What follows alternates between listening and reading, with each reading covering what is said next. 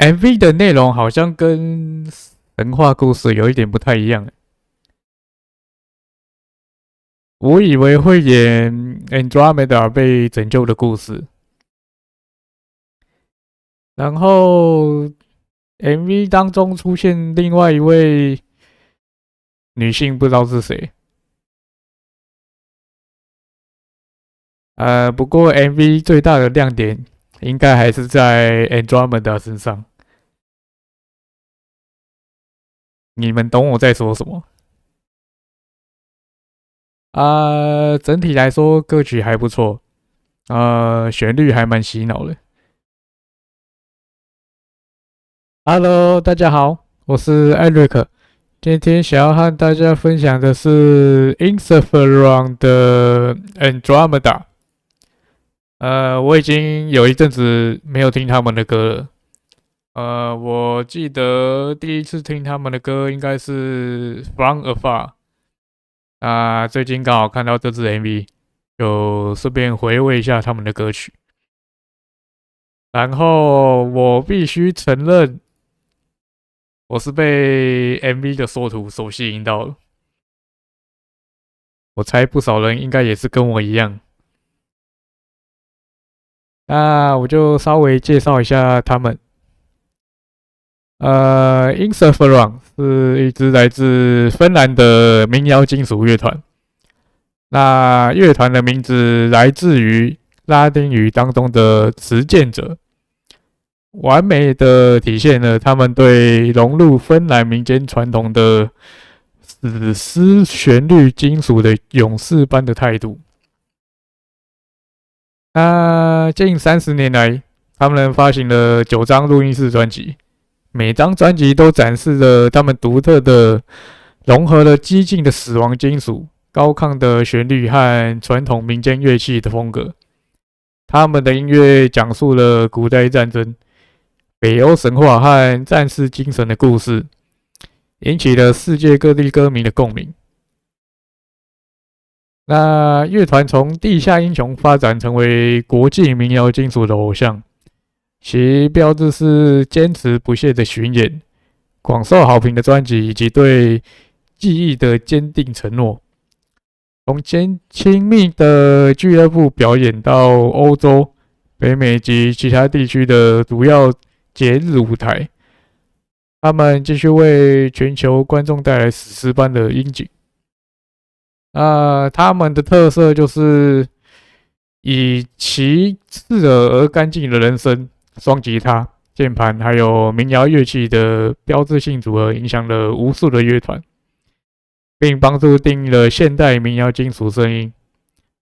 他们对卓越音乐和真实故事的讲述奉献，使他们处于这个流派的最前沿。那歌名 Andromeda，指的是仙女座。我看了一下歌词，其实就是在讲仙女座的一些神话故事。那我这边稍微介绍一下仙女座的故事。故事是开始于伊索比亚。仙女座的母亲，也就是卡西奥佩亚，是一个著名的炫耀狂。某一天，他公开宣称自己，或者是他的女儿仙女座，比海中的仙女还来得漂亮。那这个话就传到了海神波塞顿的耳里。他为了替仙女们出气，派出了海怪，去肆虐伊索比亚的海岸，引发了海啸与洪水。国王就是在走投无路的情况下求助了神谕。神谕表示要平息海神的愤怒，唯一的办法就是将仙女座献给海怪。可怜的仙女座就被铁链锁在海边的礁石上，等着海怪吞噬它。就在这个时候，刚刚斩杀梅杜莎的英雄波修斯，经过了仙女座的身边，然后对他一见钟情。然后他跟国王达成了协议，如果他能救下公主的话，公主就必须嫁给他。所以波修斯就是用了2大神器：青铜盾还有宝剑，另一个就是梅杜莎的手机。在某些版本当中，波修斯掏出了梅杜莎的头，那海怪看到那一双眼睛，就立刻被石化成海中的礁岩。仙女座的故事就到这边。然后我看了一下歌词的内容，里面其中有一句就是下跪逃跑，否则我将施咒让你化为礁石。这首歌应该就是用波修斯的角度来写的。那我比较好奇的是 MV 会用什么方式呈现？那我们就开始吧。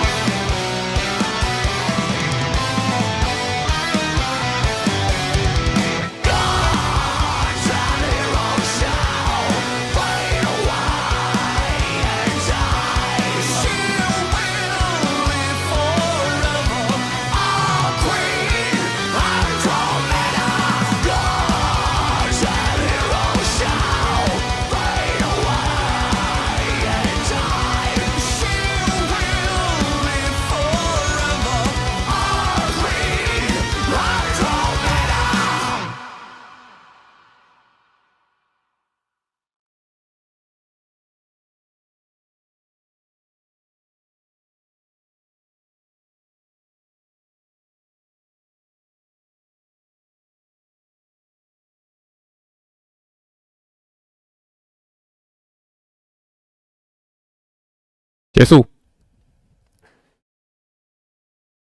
MV 的内容好像跟神话故事有一点不太一样。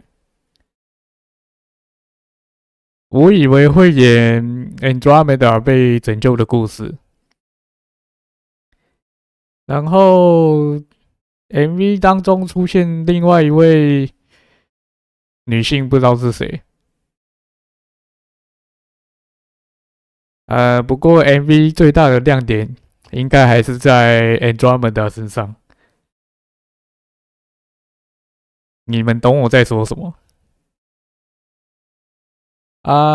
整体来说歌曲还不错，旋律还蛮洗脑的。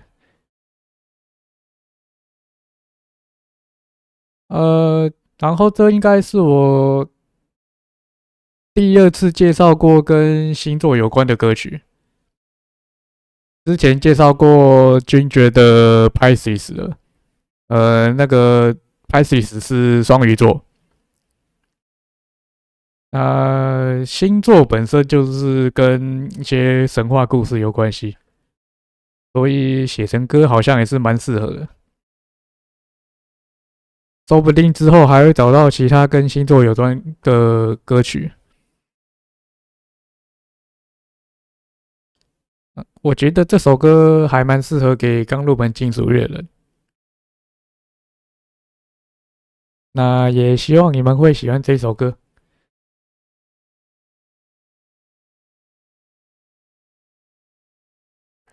最后，如果你们喜欢我的影片的话，欢迎订阅或是分享我的频道或是影片。也希望你们可以在我的频道找到你们喜欢的歌曲。那今天的分享就到这边喽，谢谢，拜拜。